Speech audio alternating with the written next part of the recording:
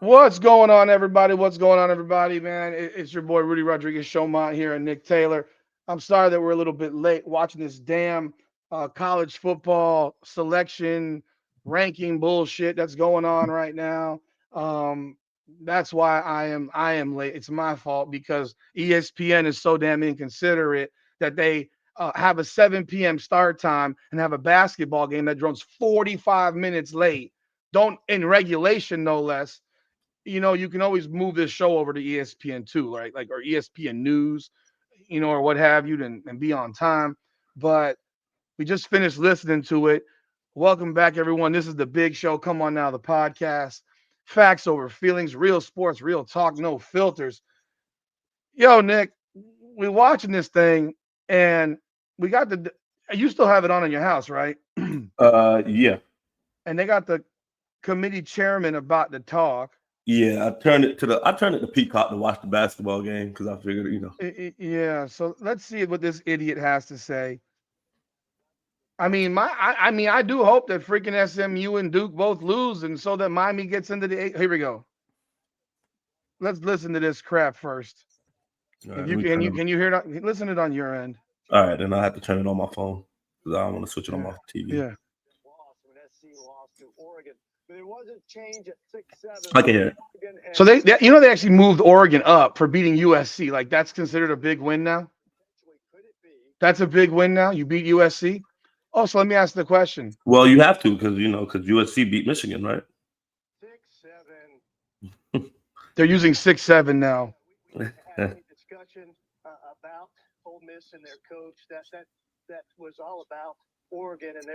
So Oregon wins one good game all year, and they move up in the ranks. Look at their schedule. Schedule's trash. Schedule's trash. Welcome aboard, Maverick. Welcome aboard, Lester. Live boy. Welcome aboard. I want to hear this dumbass Canes take. Let's see what we got here. Let me put it on my phone.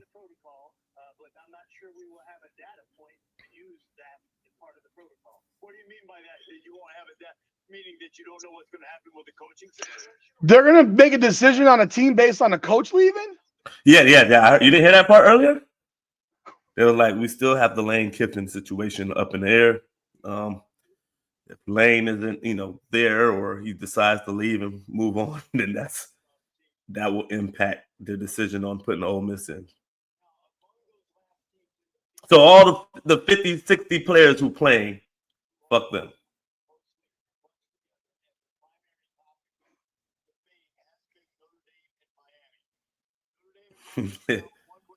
Notre Dame and Miami now.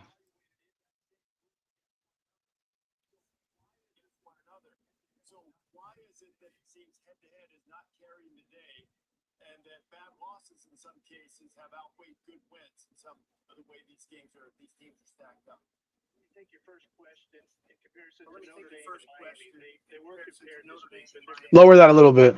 All right.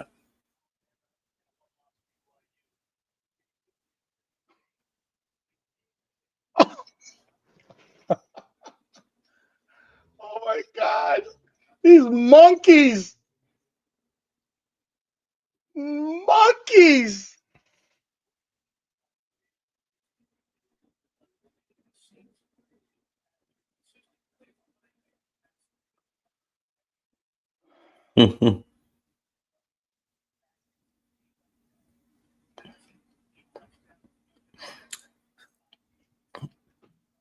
So they're interviewing Carson Beck. He's on a job interview, basically.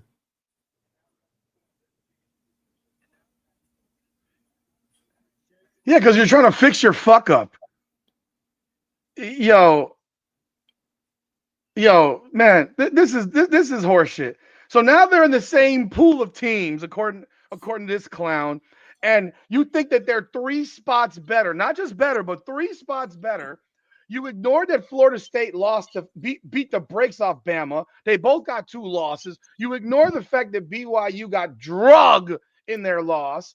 I mean, the ignoring situation is crazy. You saw Pittsburgh is ranked ahead of Georgia Tech. They came from outside the poll to ahead of Georgia Tech because that's what they do. For everyone not named Miami, Pittsburgh is ranked behind Georgia Tech, by the way, in the coaches poll. They're ranked ahead of Georgia Tech in the AP poll. So now apparently you ignore the fact that Notre Dame, by the way, folks, sorry, welcome again to the big show. We're here. We're jumping in. And you're ignoring the 25-10 win over Boston College. You got Joey Galloway, who's on a fucking podcast with Kirk Herbstreit yesterday. These two Ohio State cuck boys who are on their show to get Miami. You know, they put on that cheap touchdown at the end. Really? As if Steve Sperry didn't put cheap touchdowns on for years, and teams don't put out cheap touchdowns for years. You have created this. This is what it is now. It's like what it is. It's like the NBA little tournament that they got going on right now. It's about how impressive you win the game. It's not about just, oh, we won the game anymore. Y'all made it that way. It's a beauty pageant, like they just said. It's about what looks pretty when you bet in these teams and seeing who deserves to be at what spot. It's clear. It's simple as day. So you can't get mad at some team for running it up or doing what they need to do to make the numbers go in their favor. Miami beating NC State. You were at that game. Yeah. Game was 41-0, right? You were mad. Remember how mad I was? Yeah. How I was like, this needs to get to 55 or 48-55. And how mad I was when Miami's fourth string defense allowed a touchdown with under a minute to go. Should we have told NC State to not try to score? I mean, it didn't matter, right? But 0 looks a lot better than 7, right? Yeah. By the way, that 41-7 is actually a bigger win than Notre Dame beat NC State 36-7. Miami held NC State to 143 yards total offense. They made CJ Bailey completely insignificant. But they want to compare Miami's game against Syracuse. This is what Joey Galloway does. Compare Miami's game against Syracuse to Notre Dame's game against Syracuse. Notre Dame had the ball for 18.5 minutes against Syracuse, scored 70 points. Yeah. Because they had 3 touchdowns before their offense stepped on the field. As if that is a usual occurrence of having 2 pick sixes and a punt return for touchdown before your offense gets on the field. And Miami was up 38-3 against Syracuse, and Syracuse scored with like 20 seconds to go in that game, too, to make it 38-10. What are we doing here? This is the comparison? You beat Navy. You beat Boston College. You beat NC State. You beat Boise State. You beat the best two-win team in the country in Arkansas. You beat a horrible Purdue. You lost to Miami, and you lost to a Texas A&M team that has not played anybody with a pulse since. And watch Texas A&M lose to Texas this weekend. Mark it down. Mark it down. They're going to lose to Texas. This is going to be a funky ass weekend. There's going to be that's my hot take. Texas is going to beat Texas A&M. If Miami beats Pitt 50-10, then what are we saying? Fuck that. If Miami beats Pitt, that's all that should matter. It'll be the 4th ranked win we got this year. Notre Dame doesn't have 4 ranked wins. And we beat you. Like, what? This isn't me being a homer, Nick, because last year, my issue with the game, we lost the last game of the season. Yep. We lost it. What did I think that we should have been ranked behind a 3-loss Alabama? No. That was ridiculous. That was that SEC suck job.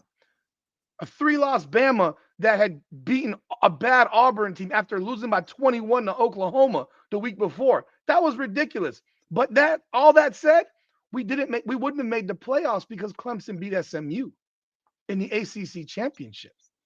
We wouldn't have made the playoffs. Yeah. But we were eliminated before that by this committee who decided, we didn't have any good wins last year. We don't control what happens to these teams during the season. You never know. What's Notre Dame's good win? They beat USC at home. That game was a close game. They beat Pitt. That's why ESPN just called their win over Pitt their best win of the season. While bumping Oregon up for beating USC. USC who faltering right now. USC got embarrassed, man. They stunk against Oregon. That was a whooping. And they only dropped 2 spots. Miami went over Utah as I expected. They jumped Utah. So why do you think Miami's better than Utah now? So last week to this week told you that Miami's better than Utah? This whole thing to me is this to me is designed to hope. Either one, try to get I'm gonna be. This is all gonna sound contradictory. I'm gonna warn you ahead of time. It's all designed to get Miami in or hope that Miami loses. You're gonna get them close enough that if they do their job, you're gonna put them in. But you also don't mind if they lose to do your job for you. Does that make any sense at all? It makes sense. Because ranking Miami at 18 to start off was ridiculous. Miami being 18th was ridiculous. Mm-hmm. I thought Miami would drop to the 20s, personally. I don't know if you remember that. I said Miami would drop to the 20s. Yeah. The sound is working fine. I don't know if you have a problem there, Jennifer. Sound's working fine here. Fine. I guess this Samoan guy here doesn't like Miami very much, so I don't know. This guy's been running his mouth here about I don't care if Bama plays FSU now. They lost. They already happened. They lost. It happened. They didn't just lose. They got whipped. You don't get a do-over. This is not the NFL. You don't get a do-over. One opportunity, unless you're Ohio State, you get do-overs all the time. Or Alabama, you get do-overs all the time. Yeah. This whole thing, I don't give a damn about what you think might happen. It's not what. First of all, Miami was the number 2 team in the nation until week 6. Mm-hmm. So for Joey Galloway's bitch ass to jump on a program and say that the only time that Miami was better than Notre Dame was in week 1, let's go look at Notre Dame's wins after Miami. Okay, let's. What did Notre Dame do in week 2? They lost. They did. They lost. They lost. I want to say Texas A&M. Yeah, did they not also choke, have a complete colossal collapse in that game to lose on the last play of the game on a 4th down play from like 15 or 20 yards away? Is my memory like, because last I checked, an 11-yard touchdown pass with 13 seconds to go on 4th down from the Notre Dame, 4th and goal from the Notre Dame 11. And they only have one option, a touchdown. And guess what? They completed that touchdown on y'all. What happened, Notre Dame? We didn't know Texas A&M would be 11-0 at that time. Heck, they ain't played nobody since. Literally, your camera's gone off. I'm still here, just wiping it. So you got Notre Dame has a 6-point lead on their home field. Oh yeah, by the way, the possession before, Notre Dame's kicker missed the extra point. I'm sorry, the 2. They went for 2.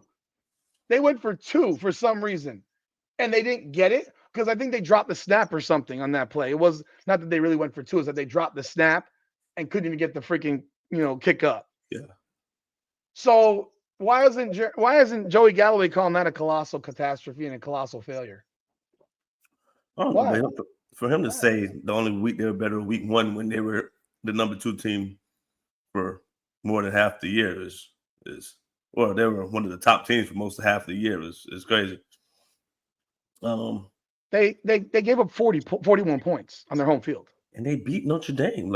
But Notre Dame gave up 41 points on their home field, and they're trying to make it seem like it's such a big difference between the schedules of what's going on right now. Notre Dame is playing way better. No, they're basically even schedules where you can look at UM's schedule and say, hey, UM's schedule was tough at the beginning. At that point, what y'all thought of teams, and those teams that Miami beat were really, really good. You don't even know. I got this idiot here saying Miami was overrated. What are you talking about?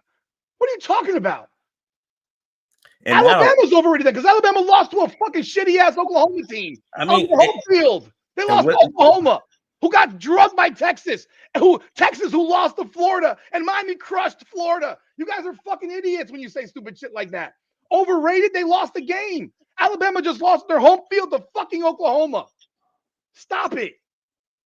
And I don't know, maybe if FSU would beat Bama. I don't know. Because they did it already. But they already beat them. They already whooped their ass. Fuck out of here. I think we got a Notre Dame person in the building right here because I don't know that anyone on planet Earth is. Miami was overrated, and I guess Bama was too. Have you watched Bama all year, people? Come on, dude. Bama got lucky in how many games? I'm hearing echo now, by the way.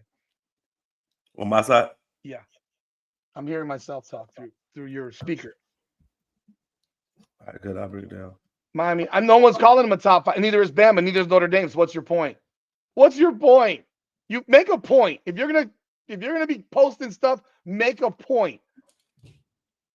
This argument isn't about being a top 5 team. It's about being a top 12 team, top 10 team. And Ohio State last year did not go to their conference championship game and lost to a 500 team at home and still went to the playoffs.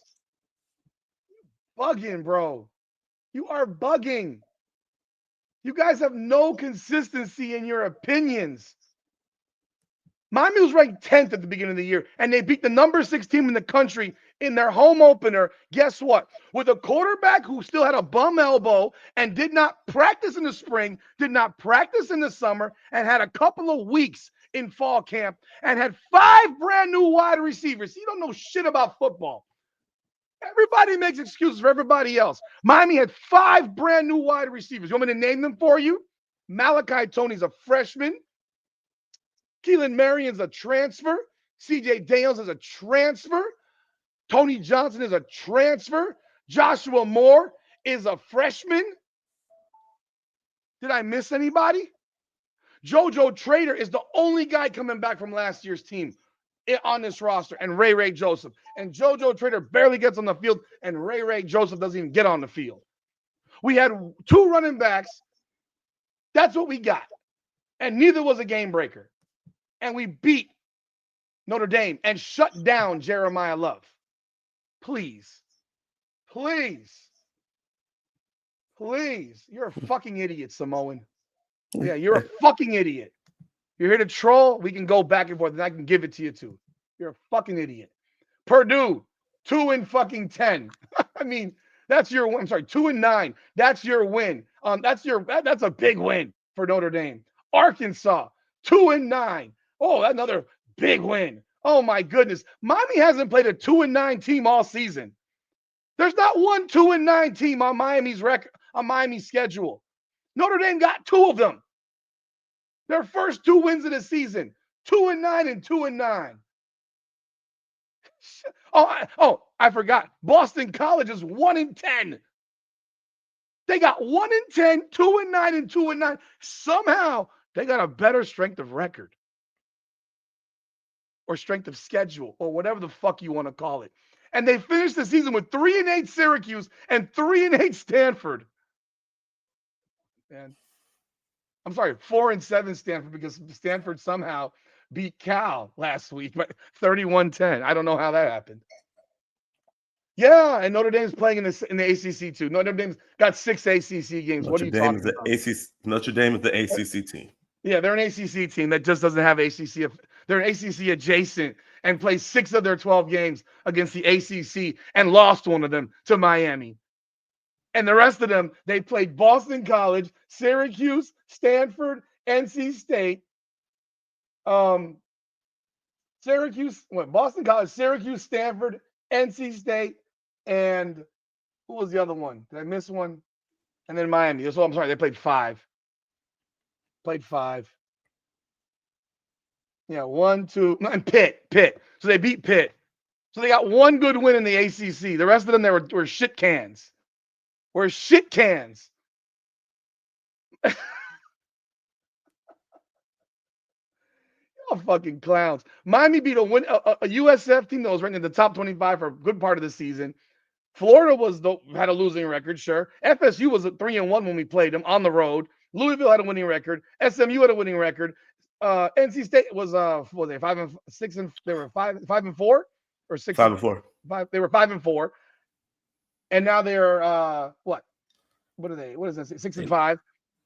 And Virginia Tech. So Virginia Tech got a losing record. Syracuse and Stanford had losing records. You got 3, and their losing records ain't as bad as Notre Dame's. Come on.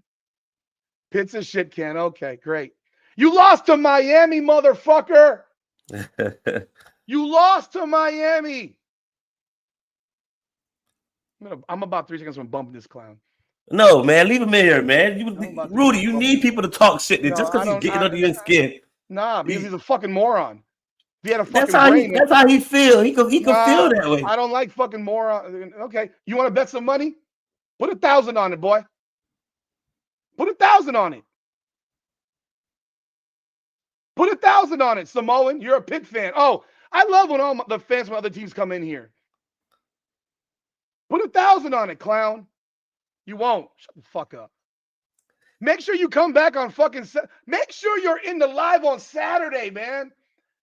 Make sure you're in the live on Saturday. So Pitt's a shit can. Your quarterback is 6-1. They're a shit can. Okay. I would never want you as a fan. You're a monkey fuck. What can I tell you?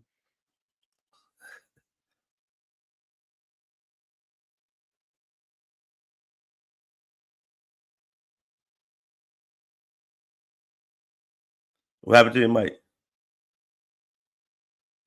Can't hear you. My mic went out. It unplugged. Can you hear me now? Yeah, I can hear you fine. You can fucking follow me all you want. I appreciate it. When you want to come in here and troll my show, I don't got energy for that. I don't got energy for you gotta have energy for it, Rudy. Oh no. You're from Rudy. You're from the old school back in the days. You're acting like these new school, new age people. You troll them back. You talk shit back to them, Rudy. Oh, I'm the fucking asshole. I'm the asshole trolling the show. You're not even having a real conversation. You're just trolling. You're actually making people in the chat bump you. I lost you. Oh well, my fucking life is ending. You want to be a real person, have a real adult conversation? I respond to comments if you've noticed. But when you're just trolling, now I'm a soft pussy and you're a bitch ass. So go stick it up your fucking ass. Hoe ass bitch. I'm a soft pussy. Your mama felt me in hers. He won't show up on Saturday. He's a fucking punk. He won't show up on Saturday. Sit in the damn chat for 3 hours and let's see what you got to say. And guess what? Here's what I would do for you. I would do this for you to Samoan 81. I would do this for you because Samoans are typically tough dudes. And there's no Samoans on the Pitt football team, but we got some Samoans on the Hurricane football team, which is actually kind of funny. But let's do this.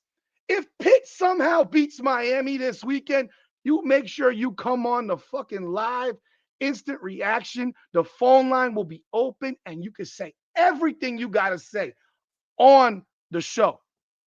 You can speak it, not type it, not hide behind your keyboard.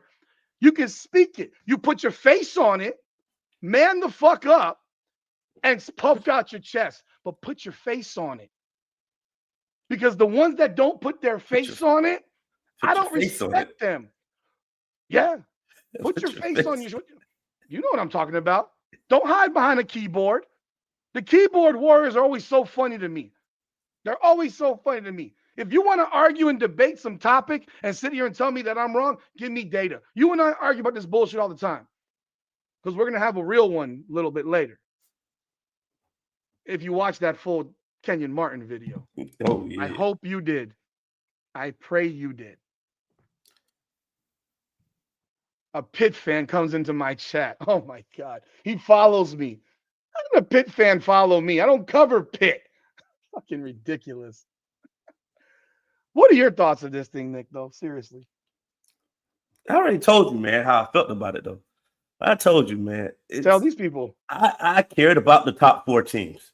Now it's the 9, 10, 11, 12. Well, we're here at 12. They're looking to expand it to 24, Nick. And then guess what's going to happen? We're going to be arguing about the 25th, the 26th, 27th, and 28th. I would never. Yes, you will. Yes, you will. I wouldn't. Because when it expanded to 12, we weren't supposed to be arguing about this shit right now. But Nick, I never wanted a 12. But see, Nick, I never wanted a 12. But now we're here. Nick, I never wanted it at 12. But I get what you're saying. Don't talk to me. Talk to other people. I get what you're saying, but now we're here. Okay. But And now I we're said here. from jump, I wanted a 16-team tournament, just like everybody else has in every level of college football. And these moron fucks designed a system that actually gives a bye to college football teams.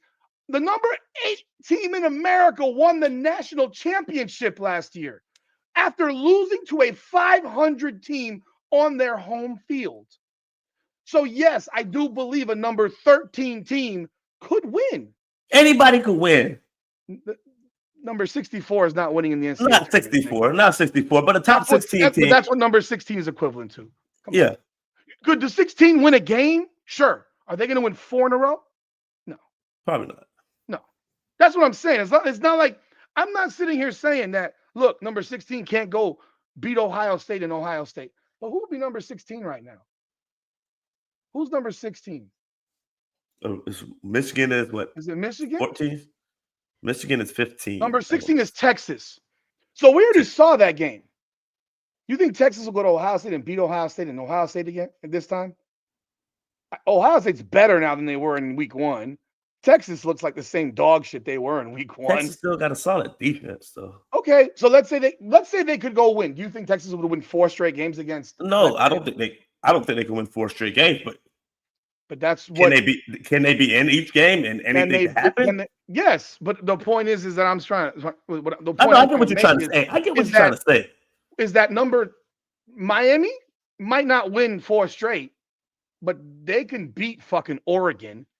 They can beat Ole Miss. That would be a lovely matchup for Miami. 6-11 right now. They could beat Texas Tech.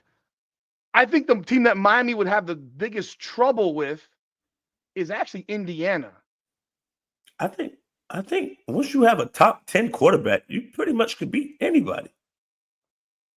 And what they got on the damn mic and said today was that basically this was an interview for fucking Beck. Like they wanted us basically see how Beck does. How Beck does is how they would treat Miami and where they will rank them going up and down by what Beck does. I'm like, this motherfucker been a top quarterback in college football for a long time. All of a sudden, we're holding Beck to a different level of, let's see, what's the word I'm looking for? They moved the goalposts on Beck. They moved the goalposts. They're holding him on a level competent, like he's a middle school football player and shit. For a college level, he's a top quarterback at the college level. If you're talking about what will he do at the NFL level, that's a different fucking story. But we have seen plenty of college level quarterbacks be good at college, and that's just what they are. A good college quarterback for that system, for what they need you to do at that level. And that's what Carson Beck is. I don't care where he could be in the NFL, but we're talking about who he is right now. 150 other schools would love to have him as their quarterback, or 300 or whatever. How much college? Well, in Division 1 is 130. In Division 1 is like 135. But there's 125 that would want him on as their quarterback. Yes, for sure. And I've been saying that all year. He's a top 10. They would give him $2, $3, $4 million right now. Right now. And they're ignoring the fact that for 8 games we had coaches handcuffing him. Or your receiver dropping the ball or bobbling the ball. So I mean, like anything's everything. Says five interceptions from being undefeated. We're 1 interception from being 11-1, and I'm not talking about the one in the end zone. I'm talking about the one that JoJo Trader dropped. Talking about that one. SMU, the one that JoJo Trader dropped, not the one in the end zone, because of the one if JoJo Trader doesn't drop that ball, no SMU. Okay, we're 1 interception from being 11-1. If JoJo Trader catches that ball, Miami's going to win that game by 30. Because JoJo Trader is either going to catch that ball and go for a touchdown, or we're going to have a first down. But we're sure as shit not giving them a freaking the ball to 28-yard line, and a play later at 7-7. That play changed the entire game. And then we were still a dumb timeout by our dumb coach from 11-1. Again. And then if you look at the Louisville game, you were at that game too. Yep. We both saw what happened, but yet somehow the narrative becomes the man it was like he was just throwing the ball to the other team. Ignoring that players make plays. He threw 4 picks. Yeah, and on the first one, I will stand on it. That was an incredible play and an excellent throw. And then on the last one, man ran the wrong route. It's a hot read. It's a hot read. You got to run the right route. And that's our tight end for you. Doesn't know what he's doing. He's running a karaoke drill. And the one that, I mean, there was only one really bad one to me, and that was the one where he was under the left guard, just missed the block, and he's about to get killed. I think it was third down and long anyhow. Ended up being a pick. And then we got the ball back the next play on a fumble. He did get away with one, though. Huh? He got away with got away one, with yeah. With, But again, the one that this offense, this game plan that they ran against Louisville, against SMU, in so many games, especially after the Florida State game where they turned off the offense in the fourth quarter, like you did see those deep balls he threw against Florida State. Those were perfect. Yeah. He threw 3 perfect deep balls out of 3. He threw beautiful deep balls against NC State. What are we talking about? No. This guy is a darn good quarterback. It pisses me off when I read the comments about him by people. I don't understand it. I don't understand the disdain. It doesn't make sense. We had Malik Rozier at quarterback. We had Brad Kaya. We had Stephen Morris. We had Kirby Freeman, Kyle Wright. Ooh. I mean, De'Aaron King. I mean, in the last, and I said this yesterday on a video. In the last 20 years, he's the second best quarterback we've had here, behind Cam Ward. Yes. And it's not even remotely close. Yes. And we're forgetting that we were a 500 team for 20 years. And we got 2 10-win seasons coming into this year. These expectations that exist, we should be undefeated. Yes. Yes, we should be. But we're not. Yeah. But that doesn't eliminate the fact that you beat a top 10 team when they were ranked 6th, that you beat a top 10 team when they were ranked 7th. Because when Alabama lost to Florida State, they were not ranked. When we beat them, they were ranked 7th. They were 17th. Because a week earlier, they were ranked 7th. They screwed up that undefeated matchup. Louisville got ranked. South Florida was ranked when we played them. Pittsburgh is now ranked. We have played teams that have been ranked throughout this. Louisville was ranked 2 weeks ago in the top 15, no less. Who has TCU played? No, BYU TCU, played. BYU. BYU's schedule is surprisingly good. And here's why. They beat Utah. Now, Utah's best win is against Arizona State, which doesn't mean shit. But every team that they beat, for the most part, a bunch of these teams have winning record. Arizona's right now 8-3. Iowa State is 7-4. Texas, they got. Hey, Colorado lost by a touchdown to Georgia Tech in the opener. And BYU, and they had BYU. And they lost by 3 to BYU. I watched that game. BYU could have lost that game. TCU is 7-4. So is that making our point that they shouldn't be up there because Colorado is? No, I'm not saying I don't think they should be ahead of Miami. I'm just saying that the argument, they've actually, the whole thing of you played ranked teams in this thing is a joke. Because if I start you off with the season, I give you 10 ranked teams in your conference, well, you're just going to replace each other the whole season long. Let's look right now. How many top 10 teams? How many top 25 teams are in the SEC?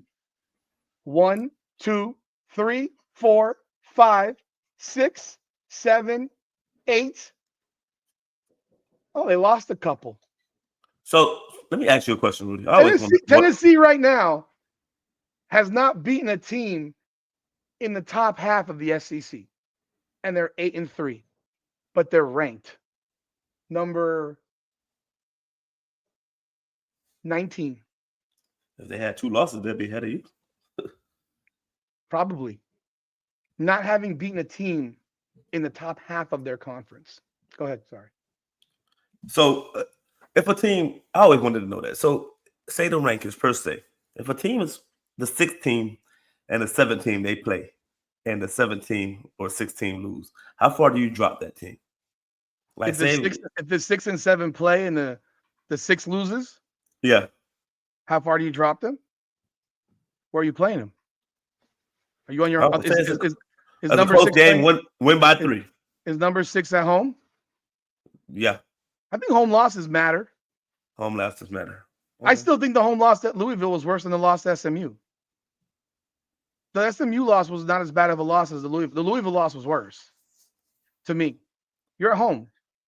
You're at home. It was a Friday night game. You're at home.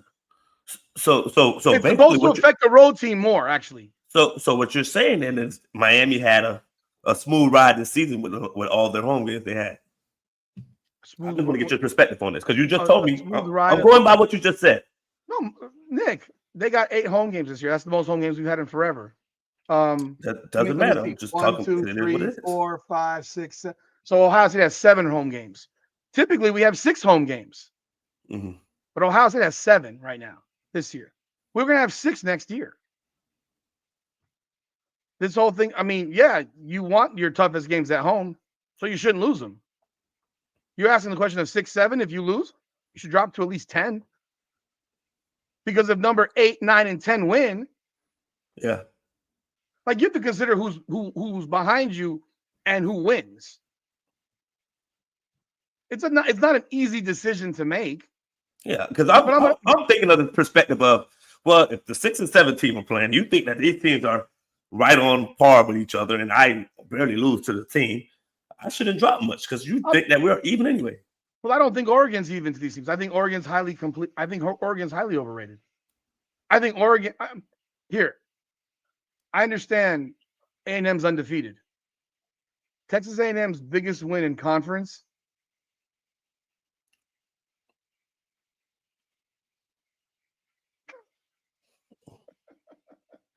Their biggest conference win is against LSU. LSU 7-4 with a 3-4 SEC record. That's Texas A&M's biggest conference win. That shows you how bad that they played LSU, Missouri, Auburn, Florida. No, they didn't play. Yeah, they played Florida, Mississippi State, South Carolina, and the best 2-win team in the country, Arkansas. That's literally the only team that they haven't played from the bottom half of the SEC is Kentucky. Okay. I got one more question for you. And they play Texas this weekend, and I bet they lose to Texas. I got one more question for you. It's at Texas, by the way. Go ahead. Michigan beats Ohio State. What you think happens then? I don't know. If Michigan beats Ohio State on their own home field, tell me why Ohio State shouldn't drop at least 7 spots. I'm asking these questions because I'm setting it up for a Big 10 championship that Ohio State will still be in and still play Indiana in because they'll have a tiebreaker over Michigan despite having a head-to-head loss from what I've read. Because Michigan needed somebody else to lose as well. Because right now, the standings for this are Indiana, Ohio State, Oregon. And Oregon could Oregon get in over Ohio State? I'm not sure. They didn't play each other. I don't know how that would work, but let's say Ohio State does play Indiana in the Big 10 championship because I don't know, and they lose. Why would they not drop all the way the freaking hell out of it? Like you lose back-to-back games, you should drop out. Miami did not make the playoffs last year because they lost to a 9-2 Syracuse on the road. So Notre Dame would be dropped out there. They lost back-to-back games to start the season. Or are you trying to say because it's the end of the year? End of the year. Well, the end of the year thing is the thing. It's real. Let's not lie. Let's not lie to ourselves because again, if we threw everyone in a bag and didn't tell you when we played, and we just gave you resume on the resume, and I showed you at the end that Notre Dame lost to Miami, we're not even having this conversation. Because it's not supposed to matter when you played. That's what they say. That's in their rules. Hold on. That's in their criteria. What's the efficiency rating they talking about? I heard the lady on the show talking about the efficiency rate. What are they talking about? What the fuck is that? It's like we're going to go to PER now and WAR and every metric you can think of. I'm not tripping. I heard. I didn't know what the hell she was talking about. She was like, you want to know what efficiency was to me? Miami had the ball 8 times on Saturday and scored 6. Miami had the ball 8 times and scored 6 times 4 touchdowns. But because we don't have enough possession and we dropped the touchdown. So because we don't have enough possessions, We're not scoring more points because Mario's slowing the ball down to a goddamn crawl. He slows it down to a crawl. 8.5 minute drive.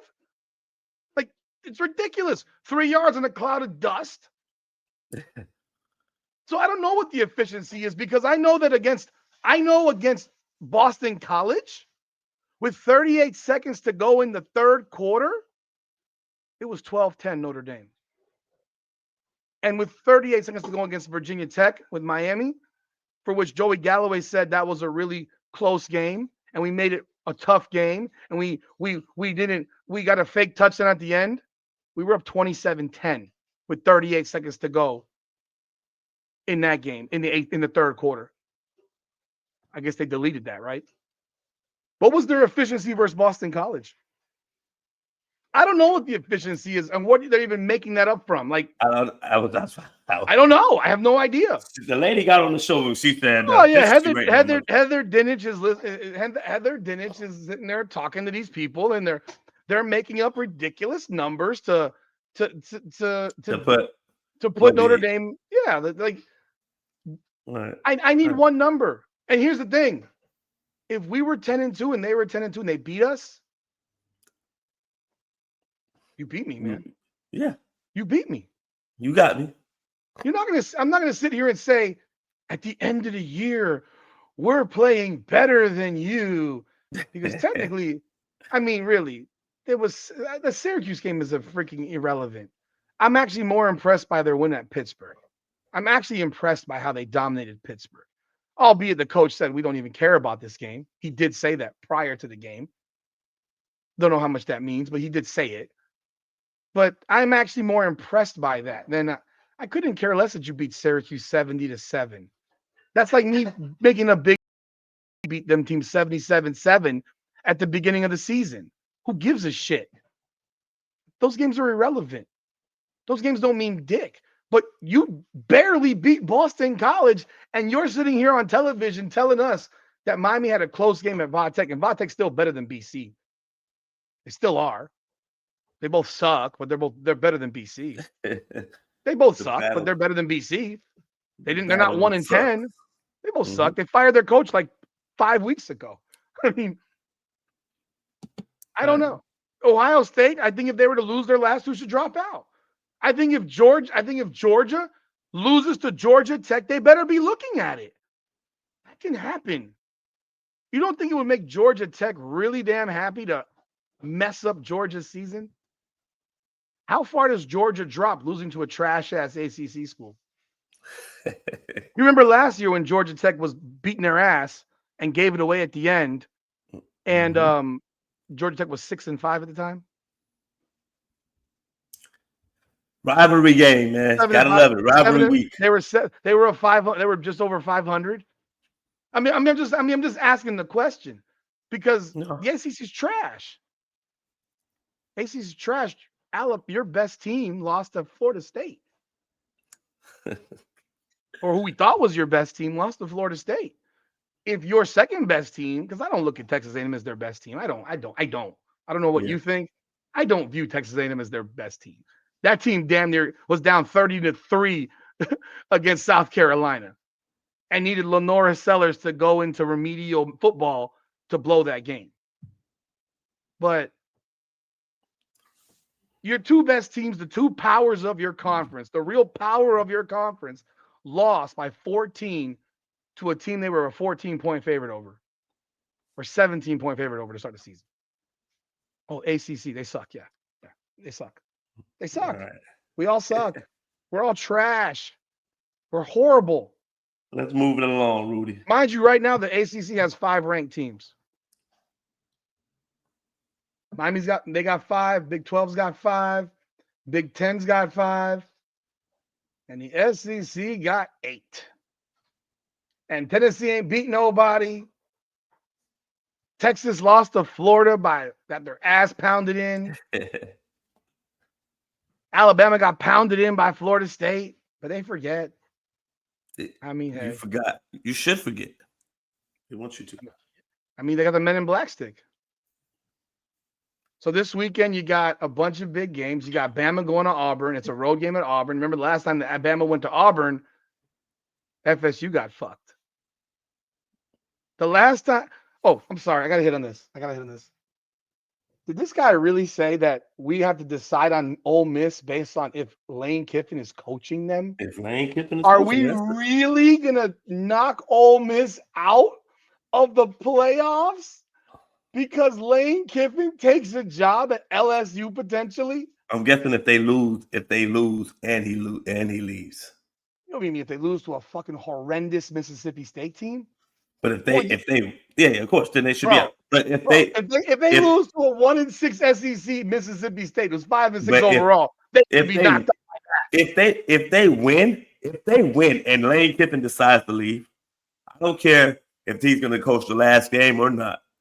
That would be fucking egregious, Rudy, to tell them 70, 80 players that what you did for the whole season doesn't matter because your head coach is gone. What you earned, what you went out there and put in all the hard work for, doesn't matter. It doesn't matter because your head coach is gone. Like, if that's worse than the whole Florida State situation with your quarterback being down. But you telling all these players, like, whatever, don't matter. Your head coach is gone. Your interim coach can't come in and do what needs to be done to make y'all a competitive. It's probably the offensive coordinator or defensive coordinator. And that's, of course, it will be one of those people. That's usually who gets bumped up. Yeah, no, I know. It's like, yeah, they ain't been there all year. They ain't been there all year. They brought fucking Chip Kelly off the fucking street to be their coach for the fucking final game to get it done. Or Brian Kelly, whichever one. Brian Kelly, I know he got a contract dispute to go on over there. Oh, my God. They brought him in because he needs to. He got other people that's interested in bringing him in, but this contract stuff is slowing it down. But then again, you did mention they're doing an interview to Carson Beck. So Carson Beck comes out on Saturday and goes 27 of 32 again, or 30 of 37 for 350 and 5 touchdowns. We need to see more. We need to see more. I don't know. We need to see more. That over the last 3 weeks, Carson Beck actually is probably the best quarterback in America. The last 3 weeks. I can't honestly downright find a quarterback that's better than Carson Beck. I don't think there's very many, if any. I don't think the guy at Ohio State's all that amazing. I don't think that the homeboy Mendoza is all that amazing. He was a 6-6 QB at Cal last year. Like, what are we talking about? If you they're ignoring the fact that Beck did not have a spring, didn't have a summer. He had 2 or 3 weeks in the fall. He had 5 brand new receivers. Like, we didn't know what we had. Like, I talked to guys that were covering a team from before this. He's like, yo, we don't have a tight end. We have no idea what we got at wide receiver. We lost everybody. We got a new quarterback. We don't know how Carson Beck's elbow really is. He hasn't practiced. We know we should have a much better defense because it'll be hard to have a worse one. But we don't know. Like, we have no idea. So you can't rule out a worse defense. We then relegated Carson Beck into a swing pass guy for the first 7-8 weeks of the season. And then if you ever threw the ball down the field, they'd be like, oh no, he threw a bad ball. Well, you got him running a vanilla. This was the thing I was going to ask you. I was going to say to you. You know the weakness of Miami because you've seen them play. The tight end position is not very good. Yet you got 2 tight ends lined up in formations almost every other play, and you reduce your wide receiver threat to the point where you got 3 receivers plus 2 net tight ends, and you want Carson Beck to be some miracle worker while also keeping in your running back to block. You saw the play they ran with freaking Gerard Pringle for the wheel route touchdown? I knew you were going to bring that up. They ain't running that play all year, man. I knew you were going to bring it. But Pringle ain't play all year. Yeah, we can only wonder why. You didn't have another running back to run it like that with that speed. And goodness gracious, and he dove out for it. Huh? That linebacker was terrible. I don't know what the fuck he was doing on that play. That's what happens in wheel routes. They get smoked. No, man, not like that. You know it's a wheel route. Why would you stop your feet and don't move? See, that's why I can't be a coach. Why would you know it? They haven't run it all year. That's a real route concept. You ran over there over top of him, and then you stood there like you were going to throw you the ball. You thought that was the play that they ran against Louisville? That's the only thing I'm thinking. You thought the back shoulder short? I didn't see that on film, man. I didn't see that on film. I didn't see it on film. I didn't know they had that in their playbook. All right, maybe I get that. I didn't know Shannon Dawson would all of a sudden write some new plays up. Okay, all right, I gave you that. I don't know. Don't tell me that shit in the fucking meeting, son. Don't tell me that. This kid is coming out at you at 100 miles per hour. You better get on your shit and pack your shit and keep moving with him.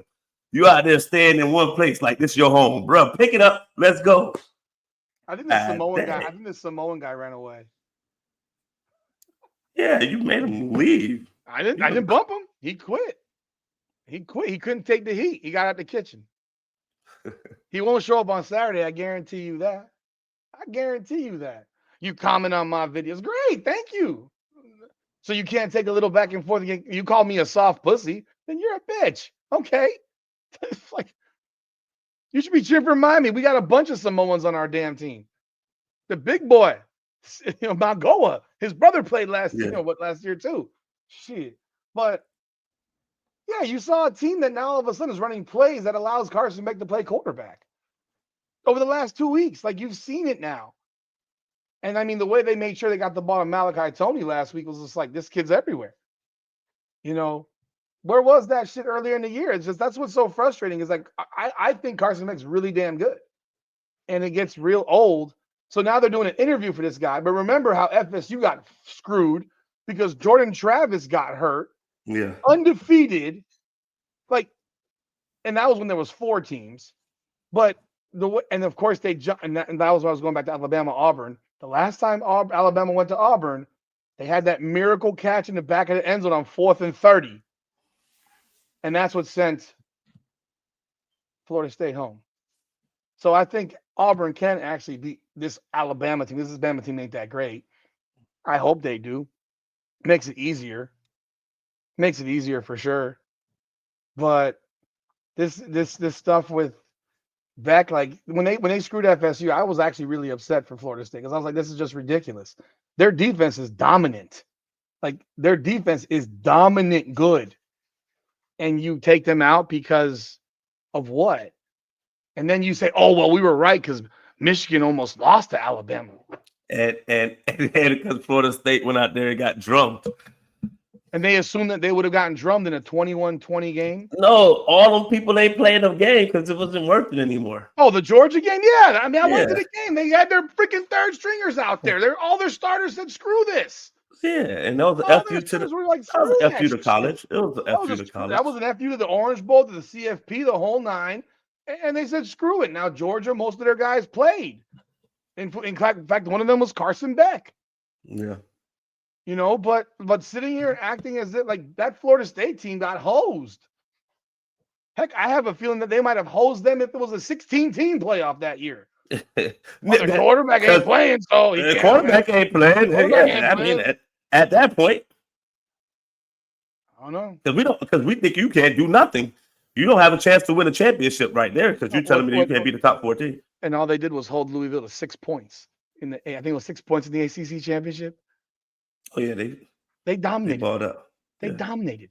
Their defense was incredible, and it's like, remember the Ravens defense back in the day with Shannon Sharp. Their offense stunk. Their offense stunk. Defense say just give us 7 points. 7, not even 17. Give us 7.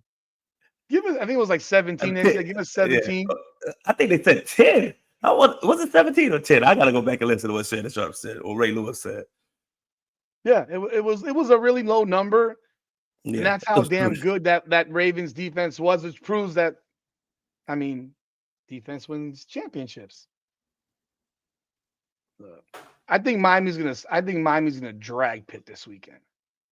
And I'll tell you, I think Miami's gonna drag their ass. And I think they better not walk out there with any warm benches. Fuck them warm benches. I don't want to hear them pussy warm benches. No heater. No, Miami Hurricane players have a tendency to go sit on the bench and never want to get off that motherfucker when it's cold. Hell yeah, that's what I want to do. No, you don't. You drink Hennessy. You told me that. You take 2 shots of Hennessy. I'm gonna take a shot of Hennessy, but I'm gonna sit on the warm bench also.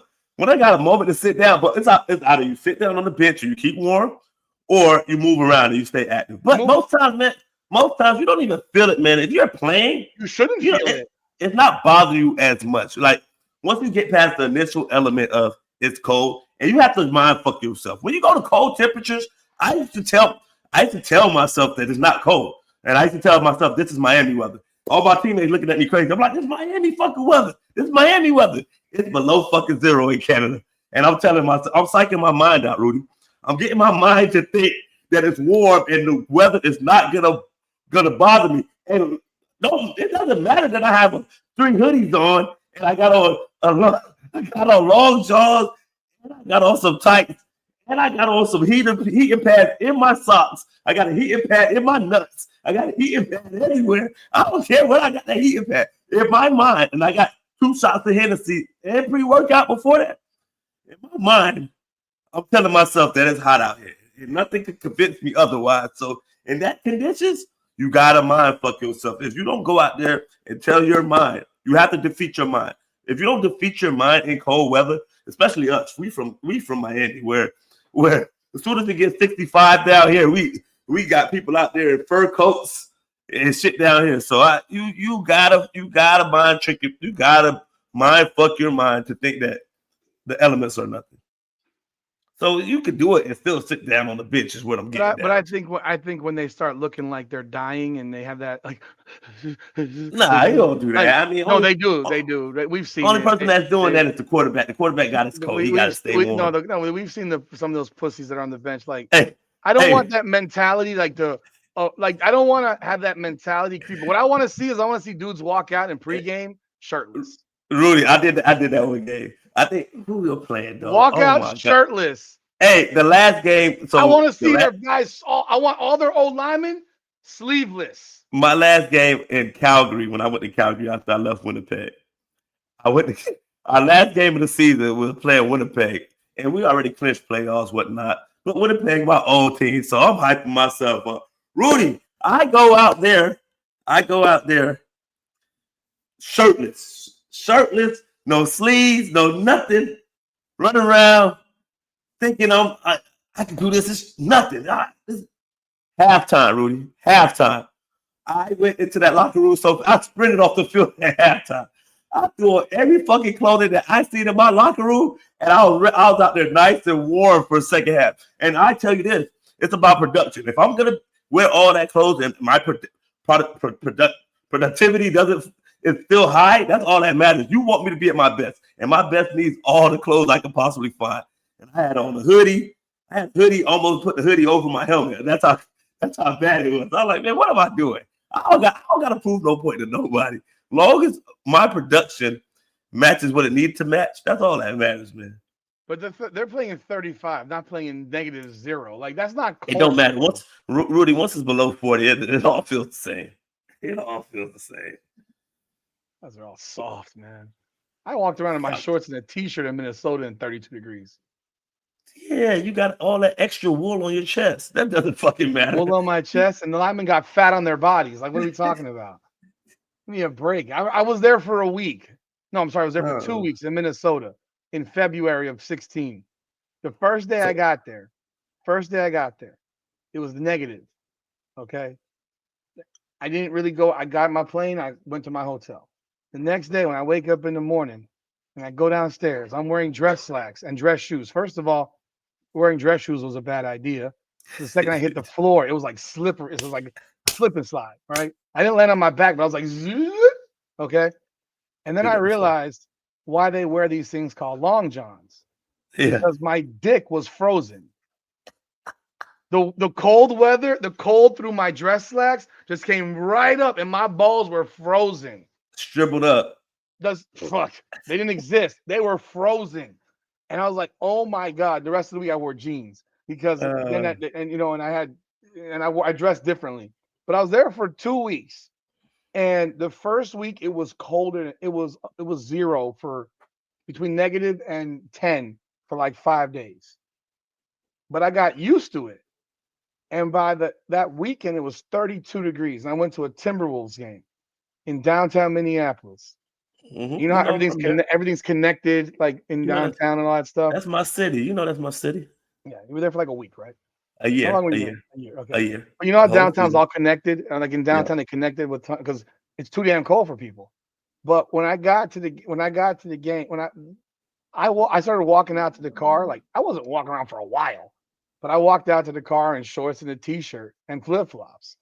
I went to the game. There were kids from Minnesota in tank tops and shorts at the Timberwolves game, and it's 30 degrees outside. They are used to it. It's different. Dude, you're not. Half of Miami's players are from the north, man. But they forget that it's cold. They forget it's cold. They've been Miami-nized, man. Come on, man. Look, man. We could go to the beach. I went to the beach last week, Rudy. I don't go to. It's November. It's November 20th. Okay. Yet they played every Miami game this year at night when it was hot, like which was stupid. They should have played Louisville at 12 noon when it would have been hot. That's what you're supposed to. All the games should be at 12, 3 o'clock, 2 o'clock. I agree. No, we want to play at night every week.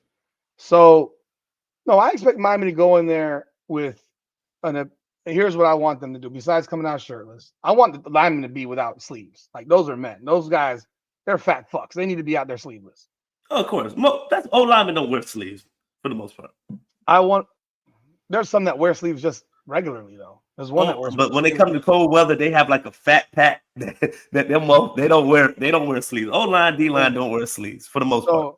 We got pretty boys nowadays. So and running back for the most part because they carry the ball a lot.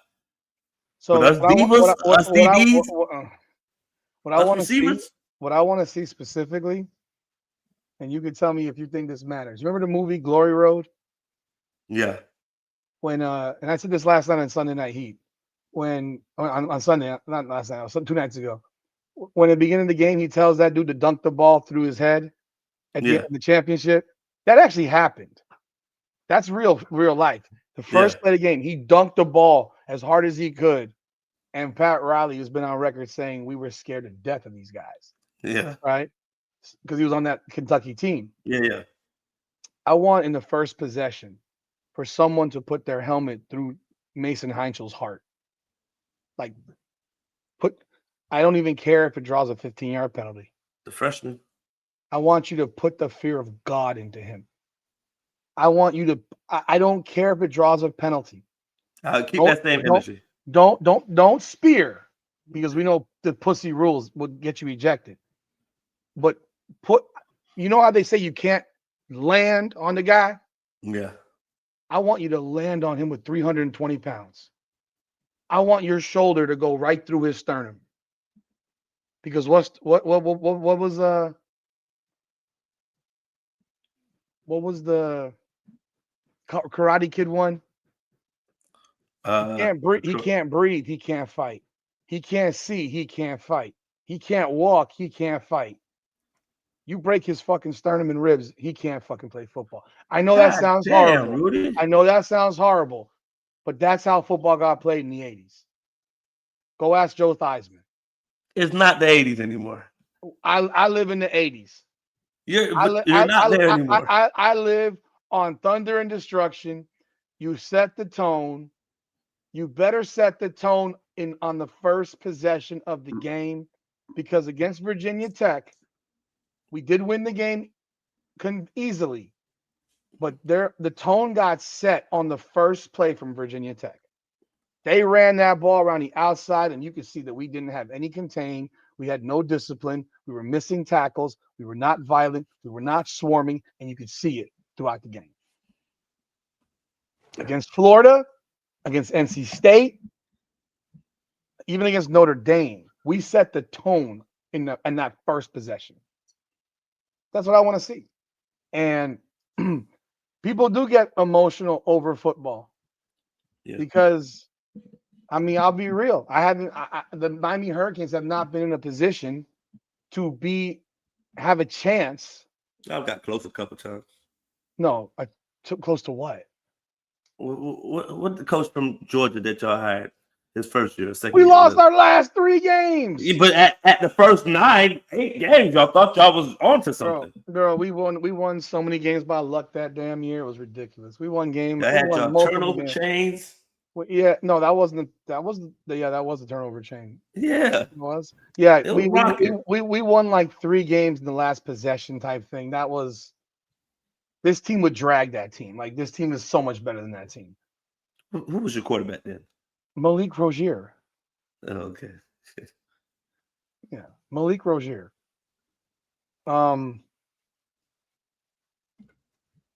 Pretty sure he was the quarterback. But when I was in this, like there's that certain set that tone, make them feel you. Not Malik. Make them feel Malik you. was there. It was was the- who's the quarterback by it wasn't Felicia? It wasn't Derek. That was No, Brad. by Oh, yeah. Felicia. Brad Kyle was not the quarterback. No, he was That's not the not- quarterback. No, he was before that. 2017 Miami Hurricanes roster. It Had to be Kyle, man. was Malik Rozier. Yeah, Oh. Malik Rozier. Not crazy. I just wanted to set the tone early and go from there.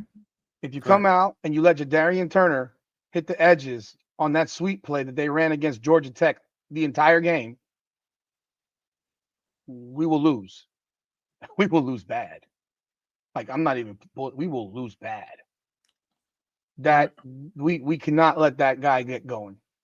I want to make Mason Heinschel win the game. Shut the run down, make Mason Heinschel win, and make Mason Heinschel feel you the entire game. Hit him and hit him and hit him. I want that dude staggering to the sideline. Okay. All right. And if someone by accident who's on the 3rd string accidentally ends up in the game and puts a helmet into an ear hole, I won't be upset. You know, we've always said stuff like that. Stick your 12th man in a basketball court, foul the shit out of him. You've never been a part of that, Nick? No, man. You've never been a part of a team, a coach that tells one of your guys, I want you to hammer the shit out of him. Nope. Never? We were always good enough to win. Never? For the most part. We've always been good enough to win. Not about being good enough to win. It's about setting the tone right there.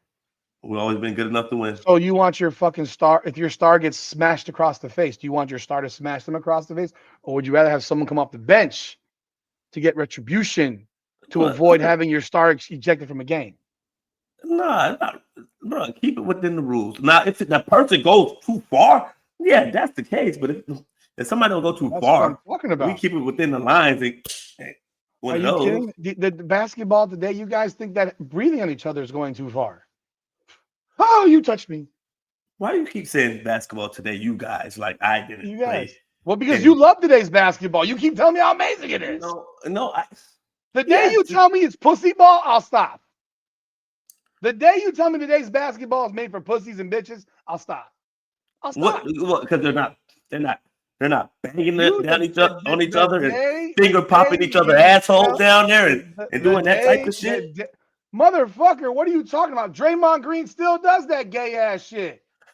Grabbing dudes with the nuts. Like, there's 2 things you don't do to me in sports. And we have seen a lot of it this year. One, spitting on guys. Yeah. That spitting on people shit, that is as low as it gets. You should be thrown out of the league. Forget suspended. Bye. You're gone. You can't play no more. That is lowbrow shit. And the nut kicking, the nut punching, Draymond's been doing that for a decade. Chris Paul's been doing that for a decade. You do those 2 things, you deserve to get a brain buster put on your ass. Yeah, you deserve to get fucked up. 100%. Yeah, badly. And the person who does it should not be ejected for doing it. Nope. But I had no problem with Jalen Ramsey trying to rip. I don't think Jalen Ramsey did enough. Jamar Chase then says, I didn't spit on him. And a week later, it's like, I'm so very, very sorry to everyone but the guy you spit on. Jamar Chase, I got no respect for that guy. He's a piece of shit. And it's happened like there was a guy in college that did it this past weekend. Mm-hmm. It's happening like crazy. Like what? And ran away. When did these guys become such fucking pussies that they're spitting on people? Yeah, bro. If you spit on me and I'm playing football, I swear to God, I'm taking my helmet off and I'm gonna hit you across your helmet with it, and I'm gonna knock your brains in. That's I'm gonna disrespect. knock your brains out because if I hit you with my And helmet across your helmet, you're gonna be concussed as fuck. I'm not gonna say you went too far. No, you shouldn't, because that is the most disrespect. I'd rather you punch me in my face. Yes, please punch me in the face, because at least I know. First of all, I should have protected myself. I should have known that you came here with malintent to punch me. I should have my head on the swivel enough to know that you're gonna punch me. I'll take that one. Like, damn, you got me. But spitting, come on now. What would you do if somebody had spit on you? We still fighting right now. We still rumbling right now. You might whoop my ass. I don't care. Then we gotta fight again. And you might whoop my ass. We gotta fight again. We gotta keep going until I get my get back. Until I feel it's okay. And even if I beat your ass, if I don't feel like it's enough of an ass whooping, then we got to keep going, because you didn't get what you deserve. If you don't get what you deserve, we got to keep going and going. It's like he like Family Guy with the chicken and my guy. Damn, what's not Stewie. I've that? never seen Family Guy for more than. Oh my God, I can't think of Griffin. Peter and the chicken. They have an ongoing battle. When they see each other, they fighting on sight till the death. They don't care about nothing. They gonna keep rumbling and tumbling. Him and the chicken. That's funny. A big ass chicken. And that's what it'll be, man. That's funny.